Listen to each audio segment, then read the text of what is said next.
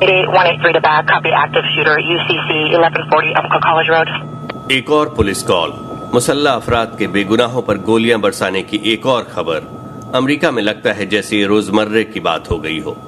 اس بار نشانے پر تھا روزبرگ کا یہ کمیونٹی کالج، اور گزشتہ رات 22,000 کی آبادی والا یہ پورا شہر ماتم میں تھا۔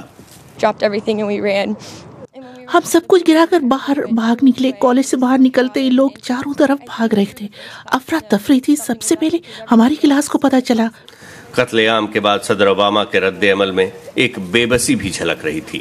We are not the only country on earth. ہم دنیا میں وہ واحد ملک نہیں ہیں جہاں ذہنی مریض رہتے ہیں جو لوگوں کو نقصان پہنچانا چاہتے ہیں، لیکن ہم دنیا کا وہ واحد ترقی یافتہ ملک ہیں جہاں فائرنگ سے بھاری ہلاکتوں کے واقعات ہر چند ماہ بعد ہوتے ہیں۔ Every few months.